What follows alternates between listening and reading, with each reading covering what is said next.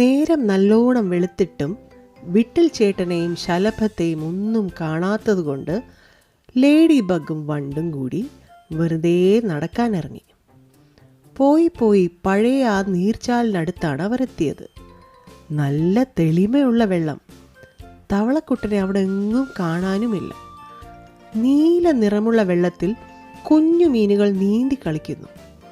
തണുത്ത കാറ്റടിച്ചപ്പോൾ വണ്ടു പറഞ്ഞു, നമുക്ക് വെള്ളത്തിലിറങ്ങി നീന്താൻ പറ്റിയെങ്കിൽ എന്ത് രസമായിരുന്നു അല്ലേ?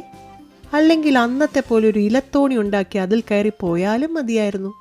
അതിനെന്താ, ഉണ്ടാക്കാമല്ലോ. പുറകിൽ നിന്നൊരു ശബ്ദം. വിട്ടിൽ ചേട്ടനാണ്. കൂടെ ചിത്രശലഭവുമുണ്ട്. വിട്ടിൽ ചേട്ടാ, എവിടെയായിരുന്നു? നിങ്ങളെ വീട്ടിൽ കാണാത്തതുകൊണ്ട് ഞങ്ങൾ ഇങ്ങോട്ട് വന്നതാണ്. നിങ്ങൾ ഉണരാത്തത് കൊണ്ട് ഞാനും ശലഭവും കൂടി ഒന്ന് കറങ്ങാനിറങ്ങി. നിങ്ങൾക്ക് അന്നത്തെ പോലെ വള്ളത്തിൽ കയറി പോണം. എന്നാൽ ഒരു കാര്യം ചെയ്താലോ?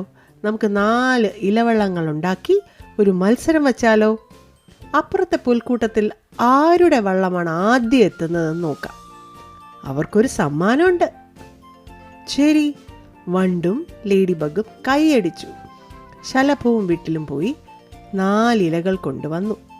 കാറ്റടിക്കുമ്പോൾ വള്ളം മുന്നോട്ട് പോകാനായി.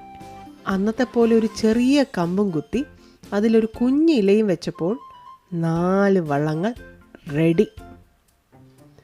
1 2 3. 4 പേരും വള്ളങ്ങൾ വെള്ളത്തിലിറക്കി. കാറ്റിൻ്റെ ഗതി അനുസരിച്ച് ഇലവള്ളങ്ങൾ പതിയെ മുന്നോട്ട് പോയി.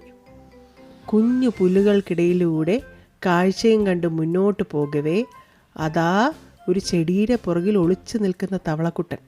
ഏയ് തവളക്കുട്ട, ഞങ്ങൾ വീണ്ടും വെള്ളത്തിലിറങ്ങി. ഇതെന്താണ് 4 വള്ളങ്ങൾ? ഞങ്ങളിൽ ആദ്യം ആര് പുൽക്കൂട്ടത്തിലെത്തും എന്നുള്ള മത്സരമാണ്. ജയിക്കുന്ന ആളിന് സമ്മാനമുണ്ട്. ആഹാ, എന്നാൽ ഞാൻ തന്നെ ആദ്യം എത്തും. തവളക്കുട്ടൻ പുൽക്കൂട്ടത്തിൽ നിന്നും വെള്ളത്തിലേക്ക് ഒരൊറ്റ ചാട്ടം. തവളക്കുട്ടൻ ചാടിയപ്പോൾ തെറിച്ച വെള്ളം കാരണം പാവം ലേഡി ബഗിൻ്റെ ഇലവെള്ളം മാത്രം മുങ്ങിപ്പോയി. ലേഡി ബഗ് വെള്ളത്തിൽ പോയപ്പോൾ വണ്ടും ശലഭവും ഉറക്കെ വിളിച്ചു, വിട്ടിൽ ചേട്ടാ, ലേഡി ബഗ് വെള്ളത്തിൽ പോയി, രക്ഷിക്കൂ. വിട്ടിൽ പറഞ്ഞു, ഞാൻ എങ്ങനെ രക്ഷിക്കാനാണ്? വല്ല കമ്പ് വിട്ടു കൊടുക്കണം. ചിറക് നനഞ്ഞത് കാരണം അതിന് പറക്കാനും കഴിയില്ല. വിട്ടിലൊരു കമ്പിനായി ചുറ്റും നോക്കി, കാണുന്നില്ല. അപ്പോഴേക്കും ഈ ബഹളം കേട്ട തവളക്കുട്ടൻ വേഗം നീന്തി തിരികെ വന്നു. പിന്നെ വെള്ളത്തിൽ നിന്നും ലേഡി ബഗിനെ തോളിൽ കയറ്റി നീന്തി പുൽത്തകിടിയിലേക്ക് കയറി. അപ്പോഴേക്കും മറ്റു വള്ളങ്ങളും അവിടെ എത്തി. ലേഡി ബഗ് ആകട്ടെ പേടിച്ചു പോയിരുന്നെങ്കിലും വിട്ടിലിനെയും വണ്ടിനെയും ശലഭത്തെയും കണ്ടപ്പോൾ എണീറ്റിരുന്നു. പിന്നെ ചിരിച്ചു. നന്ദിയുണ്ട് തവളക്കുട്ട, നീ ലേഡി ബഗിനെ രക്ഷിച്ചു. വണ്ടു പറഞ്ഞു, എല്ലാവരും എന്നോട് ക്ഷമിക്കണം. സത്യത്തിൽ ഞാൻ കാരണമാണ് ലേഡി ബഗ് വെള്ളത്തിൽ മുങ്ങിപ്പോയത്.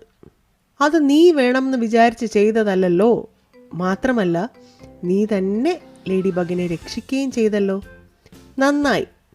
ശലഭം തവളക്കുട്ടനെ ആശ്വസിപ്പിച്ചു. എന്നാലും തവളക്കുട്ടന് സങ്കടം വന്നു. അപ്പോൾ ലേഡി ബഗ് തവളക്കുട്ടനൊരു ഉമ്മ കൊടുത്തു. അത് കണ്ടപ്പോൾ വണ്ടും ശലഭവും എല്ലാം ഓരോ ഉമ്മ തവളക്കുട്ടന് കൊടുത്തു. വിട്ടിൽ പറഞ്ഞു, നീ ഒരു തെറ്ററിയാതെ ചെയ്തു. അത് മനസ്സിലാക്കാനും പശ്ചാത്തപിക്കാനും തിരുത്താനും പ്രതിവിധി ചെയ്യാനും നീ തയ്യാറായല്ലോ. അതാണ് വലിയ കാര്യം. ഇനി അതോർത്ത് വിഷമിക്കണ്ട. തവളക്കുട്ടന് സന്തോഷമായി. തവളക്കുട്ടൻ പറഞ്ഞു, നിങ്ങൾക്ക് വേണമെങ്കിൽ എൻ്റെ ചുമലിൽ കയറിക്കോളൂ. ഞാൻ ഈ പുൽക്കൂട്ടത്തിനിടയിലൂടെ നിങ്ങളെയും കൊണ്ട് നീന്താം. സന്തോഷത്തോടെ തോളിൽ കയറിയ ലേഡി ബഗിനെയും ശലഭത്തെയും വണ്ടിനെയും കൊണ്ട് തവളക്കുട്ടൻ പുൽക്കൂട്ടത്തിനിടയിലൂടെ നീന്തി നടന്നു.